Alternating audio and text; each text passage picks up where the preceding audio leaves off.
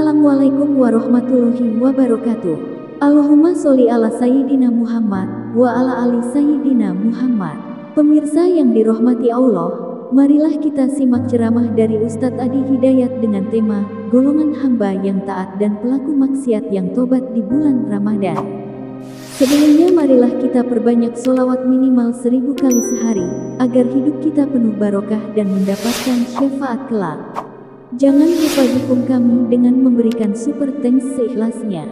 Marilah kita doakan agar Ustadz Adi Hidayat sekeluarga diberikan kesehatan dan kebahagiaan dunia dan akhirat. Amin ya robbal alamin.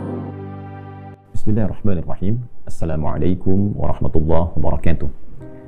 Alhamdulillahi rabbil alamin. Wassalatu wassalamu ala rasulillahil karim, nabiyyina wa sayyidina Muhammadin wa ala alihi wa sahbihi ajma'in, wa ba'd. Saudara-saudariku dimanapun berada, alhamdulillah kita mengawali pertemuan kita di subuh ini waktu Indonesia bagian Barat dengan berusaha maksimal meningkatkan syukur kita kepada Allah Subhanahu wa Ta'ala.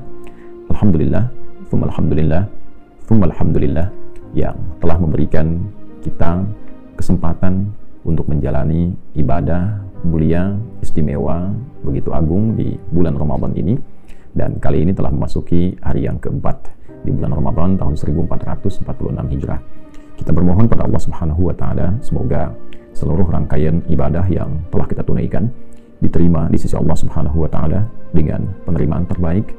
Pun demikian, semoga doa-doa, harapan-harapan terbaik yang kita panjatkan, kita mohonkan kepada Allah dikabulkan dengan pengabulan terbaik sesuai maslahat kebaikan untuk urusan dunia dan akhirat kita, insya Allah. Teman-teman dimanapun berada, seperti diketahui bahwa ayat Al-Quran yang memberikan petunjuk, yang memberikan panduan tentang penunaian ibadah siam Ramadan, baik dari segi kewajiban, baik dari segi teknis pelaksanaan, pun juga hal-hal terkait dengan penunaian ibadah siam ini didapati di dalam surah Al-Baqarah di ayat 183 sampai dengan ayat 187. Rangkaian ayat-ayat mulia ini seperti tadi diuraikan tidak hanya menampilkan kewajiban untuk menunaikan puasa Ramadan, tapi juga memberikan isyarat-isyarat yang begitu penting, dan di saat yang bersamaan juga memberikan petunjuk tentang karakter hamba-hamba Allah dalam menunaikan puasa ini. Di ayat 186 ada satu berita, juga keterangan, juga petunjuk yang sangat penting untuk kita insan beriman, hamba-hamba Allah Subhanahu wa Ta'ala.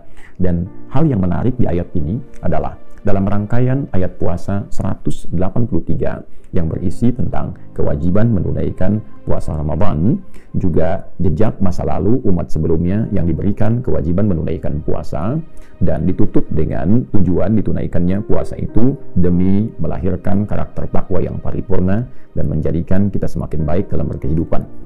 Kemudian di ayat 184 kita diberikan petunjuk oleh Allah sekaligus keterangan yang jelas tentang waktu penunaian puasa.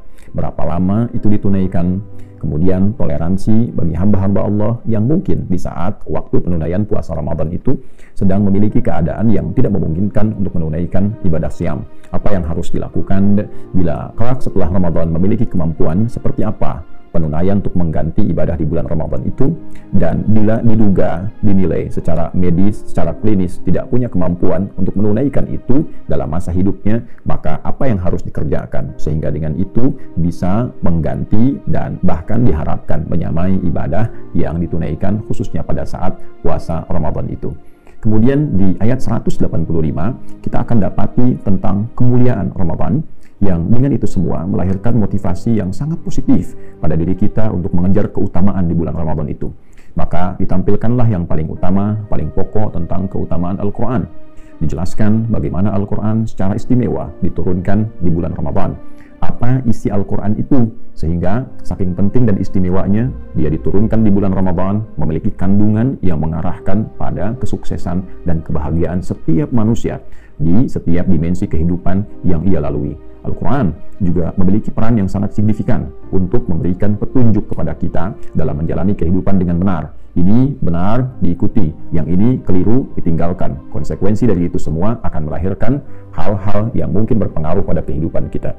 Demikian ditegaskan kembali bagi orang-orang yang memiliki satu keadaan yang tidak memungkinkan menunaikan ibadah siam, lalu dijelaskan batas toleransinya, dan kemudian dijelaskan bagaimana sifat Allah yang Maha Kasih selalu menginginkan kemudahan bagi setiap hamba untuk menunaikan ibadah yang diperintahkan oleh Allah Subhanahu wa Ta'ala.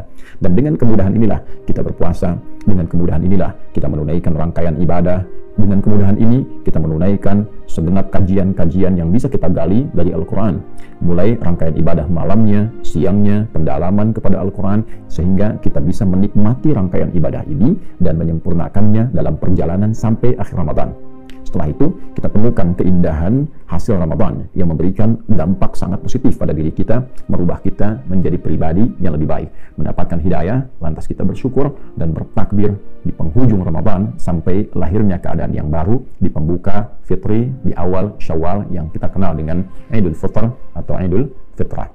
Nah, yang menarik ini sampai ayat 185. Nanti di 187 berisi keadaan-keadaan yang unik tentang hubungan keluarga, tentang suami istri, tentang masalah makan di malam hari, tentang pengantar ke sahur, dan lalu diberikan petunjuk akhir keadaan-keadaan yang mengantarkan kita semakin kenal Allah, semakin ingin mendekat kepada Allah, dan semakin ingin meningkatkan takwa. Di sela-sela 183, 184, 185 ke 187 tiba ada ayat 186 yang bunyinya kurang lebih demikian. A'udzubillahi minasyaitonirrajim. Bismillahirrahmanirrahim. Wa idza sa'alaka 'ibadi 'anni fa inni qarib ujibu da'watad da'i idza da'an falyastajibu li wal yu'minu bi la'allahum yarshudun. Wa idza sa'alaka 'ibadi, dan bila hamba-hambaku bertanya kepadamu ya Muhammad sallallahu alaihi wasallam, anni, tentangku. Dalam satu riwayat tentang asbabun nuzul turunnya ayat ini, ada yang bertanya di mana Allah, ada yang bertanya ingin mendekat kepada Allah, ada juga dugaan ingin memohon kepada Allah. Apakah harus memohonnya dengan cara yang keras ataukah lembut, ataukah memohonnya seperti apa? Hal-hal terkait dengan aspek-aspek keinginan untuk mendekat kepada Allah Subhanahu wa Ta'ala. Teman-teman, ada yang menarik di beberapa kajian ayat ini, dan saya juga tampilkan di buku yang pernah saya tulis mengenai makna ayat puasa. Kita urai dari setiap lafaz yang mungkin kita dapati untuk dijelaskan. Bila ada kata idza bertemu dengan infinitif berupa kata kerja bentuknya lampau, sa'ala, kan? Ka-nya itu menunjuk pada Nabi Muhammad SAW. Sa'ala yas'alu. Kata kerja infinitif fi'il madhi bertemu dengan idza, maka maknanya itu istiqbal, hal wal istiqbal. Jika ada yang bertanya padamu, kejadian di masa Nabi SAW terjadi, ada yang tanya pada Nabi, kemudian turun ayat ini.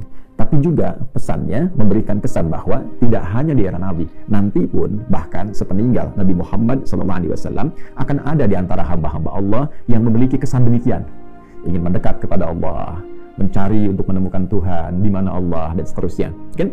Nah, siapa mereka itu? Maka mereka adalah ibadi. Ini indah sekali kalimatnya, ya. Ibad jamak dari kata abdun, ya, untuk menunjuk pada sosok yang ingin meningkatkan ibadah, kedekatannya, kehambaannya kepada Allah Subhanahu wa Ta'ala.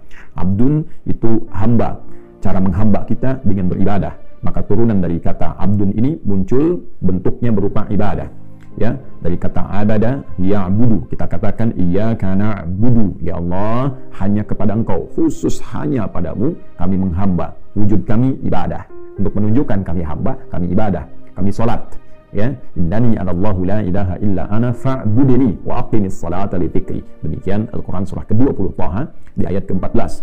Ketika kita mendeklarasikan hanya Allah Tuhan kita, kata Allah, sungguh akulah satu-satunya Tuhan yang layak dipertuhankan. Kalau engkau sudah bertuhan kepada aku, maka menghambalah. Caranya sembah aku dengan cara menunaikan sholat, supaya terkoneksi kehambaan kita kepada Allah Subhanahu wa Ta'ala. Maka orang yang menghamba dengan beribadah kepada Allah namanya abdun, jamaknya disebut dengan ibadun. Nah, hamba-hamba inilah yang kadang ingin mendekat kepada Allah, bertanya, mencari cara mendekatnya seperti apa, ingin berdoa bagaimana, kan? Di mana Allah, dan seterusnya. Nah, golongan ini oleh Al-Quran dibagi dua bagian, dan inilah nanti yang akan tampak dalam suasana Ramadan. Golongan pertama ada hamba-hamba yang memang sudah melatih diri dengan ketaatan sehingga menjadi pribadi yang baik, ya. Sebelum Ramadan pun sudah merasa dekat dengan Allah sehingga turun kasih Allah pada dirinya. Kasih Allah yang diberikan dalam kehidupan dunia secara luas tanpa batas disebut dengan Rahman. Maka hamba-hamba ini ketika mendapatkan pancaran kasih dari Allah Subhanahu wa taala, akibat kedekatan yang ia bangun dengan Allah, dia menghamba bahkan sebelum datang Ramadan, dia tunaikan sholat dengan baik, bahkan dia kejar sunnahnya siang dan malamnya, dia tilawah Al-Quran, maka mendapatkan pancaran cahaya Ar-Rahman. Pancaran cahaya inilah yang membuat dia semakin berkasih sayang dalam kehidupan. Karena Allah Maha Kasih, Maha Sayang, ketika hamba mendapat pancaran itu, maka lahirlah sifat kasih dan sayang dalam dirinya. Pribadinya lembut, baik, dan disifati golongan pertama ini di dalam Al-Quran, Surah Al-Furqan. Surah yang ke-25 di ayat ke-63 dengan sebutan Ibadur Rahman. Ibad menunjuk pada hambanya, Ar-Rahman menunjuk pada Allah Subhanahu wa taala yang memiliki kasih sayang luas dan terbatas dalam konteks kehidupan dunia ini. Nanti di akhirat sifat kasihnya yang luas dan terbatas untuk orang beriman disebut Rahim. Kita katakan Bismillahirrahmanirrahim untuk memohon kasih itu di kehidupan dunia sampai dengan akhirat. Maka ketika disatukan sifat hamba ini maka disebut dengan Ibadur Rahman. Wa ibadur rahmanil ladzina yamshuna 'alal ardi hauna wa idza khatabahul jahiluna qalu salama. Ya, dan hamba-hamba Allah yang taat, hamba-hamba Allah yang mendapatkan pancaran kebaikan-kebaikan, hamba-hamba Allah yang Allah punya sifat kasih yang luas itu, di antara ciri hamba-hamba ini adalah orang-orang yang beraktivitas di bumi itu dengan penuh kedamaian. Jadi kalau sudah dekat dengan Allah itu hidupnya tenang, menenangkan orang lain, ya, memberikan kasih, kelembutan, bisa berinteraksi dengan cara yang baik. Wa idza khatabahumul jahiluna qalu salama. Sekalipun diprovokasi, ia bisa merespon dengan cara-cara yang elegan, cara-cara yang baik, cara-cara yang memberikan keteladanan. Nah, teman-teman, golongan pertama ini diisyaratkan pada kata ibadah. Nah, saat Ramadan, ia berusaha meningkatkan ketaatan lagi. Wa idza sa'alaka ibadi anni fa inni qarib. Ya Muhammad sallallahu alaihi wasallam, kalau ada di antara hamba-Aku golongan yang pertama ini yang motifnya ingin semakin mendekat kepada Allah, ya, bertanya kepadamu bagaimana cara aku mendekat kepada Allah, maka dijawab oleh Allah Subhanahu wa taala, fa inni qarib, ya, sungguh aku dekat. Ya, Allah tidak menyifati dirinya dengan keberadaan tempat, tapi menunjukkan keadaannya yang dekat dengan hambanya. Allah menguasai setiap tempat, Allah menguasai setiap ruang dan waktu, tidak disifati dengan tempat dan waktu. Namun Allah Subhanahu wa taala pemilik segala ruang dan waktu, penguasanya mengatakan, aku dekat. Ya, tak usah berpikir tentang tempat, tak usah berpikir tentang waktu, kapanpun, dimanapun engkau ingin mendekat kepada Aku, maka mendekatlah. Ya, mendekatlah. Ujibu da'watad da'i idza da'an. Kalau engkau punya keperluan, Aku akan jawab. Kalau engkau punya harapan, Aku akan kabulkan. Kalau engkau punya permintaan, Aku akan berikan.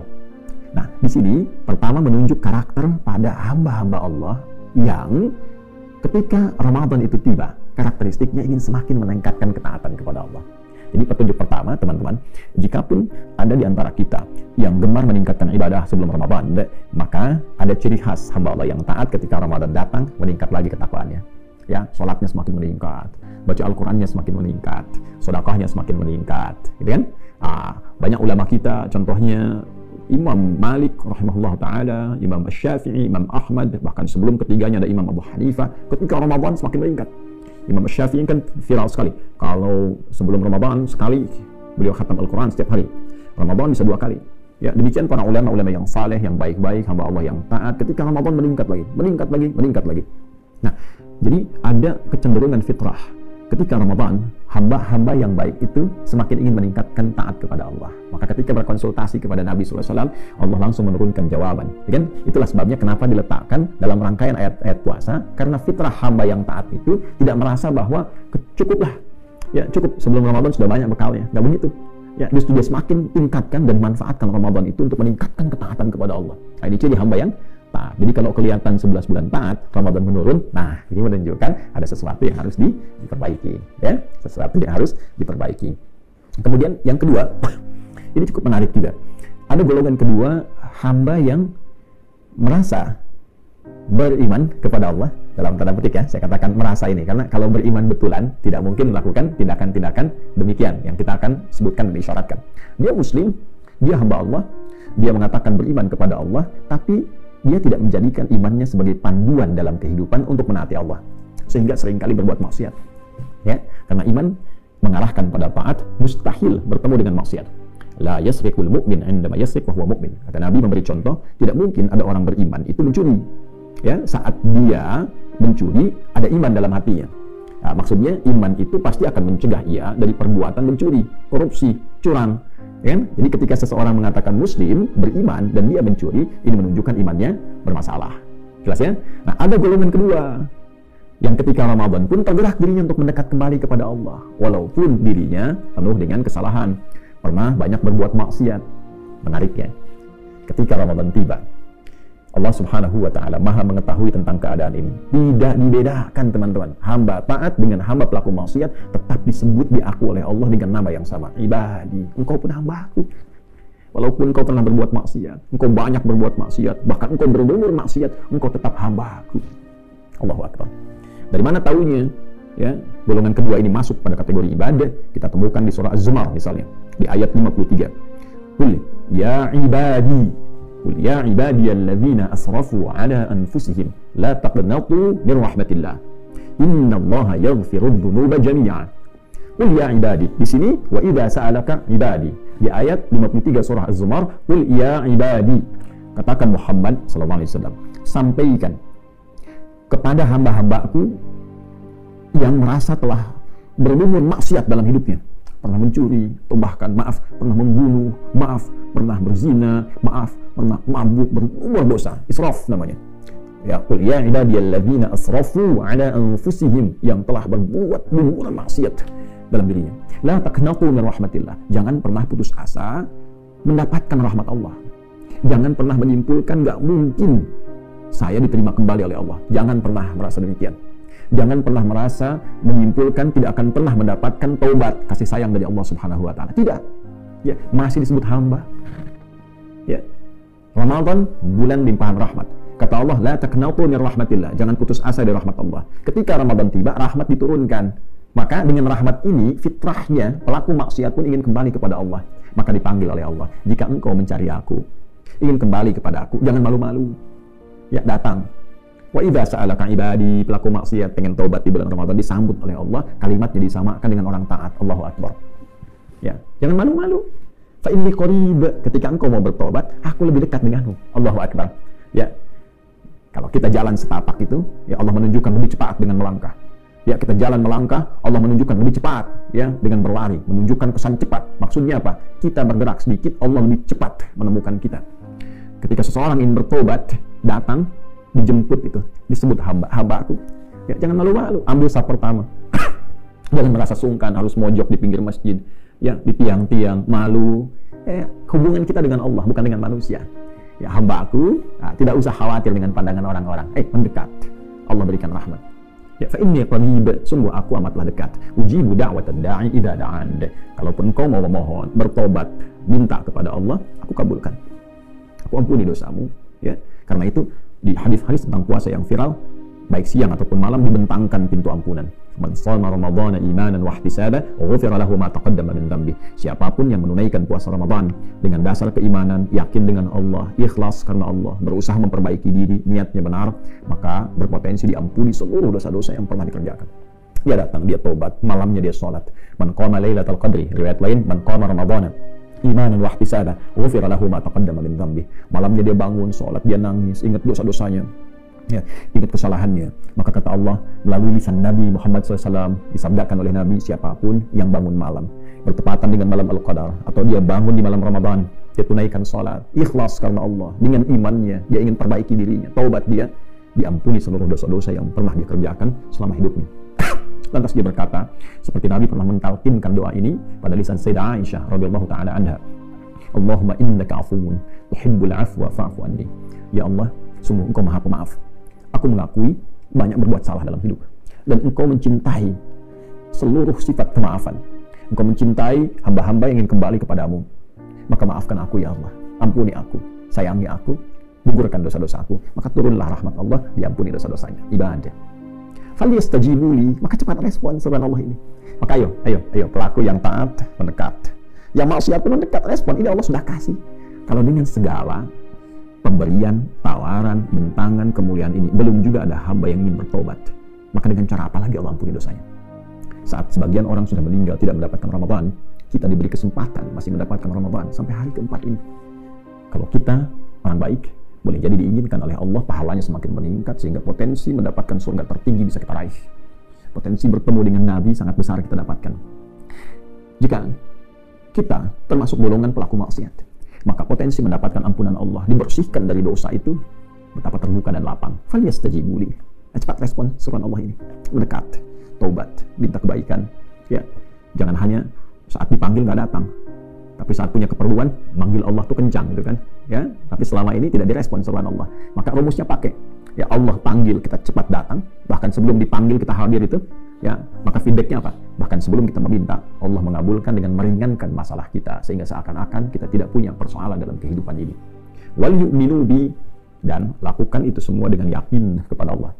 Yakin, yakin, yakin, yakin. Keimanan tanpa ragu. Yakin Allah akan ampuni dosaku. Datang, taubat. Jangan hiraukan pandangan manusia. Datang, sujud, nangis, minta sama Allah. Punya masalah, datang. Ya, masalah keuangan, masalah kehidupan rumah tangga. Datang, Ramadan minta sujud, minta sama Allah. Ya, mungkin persoalan datang nggak selesai karena belum takwa. Ya, masih ada maksiat yang belum terbuka, hijabnya itu belum dibuka, ke orang tua masih belum baik dan sebagainya. Ya, setelah itu, la'allahum yarshudun. Semoga dengan itu engkau mendapatkan kesadaran, petunjuk. Ya, untuk menapaki kehidupan yang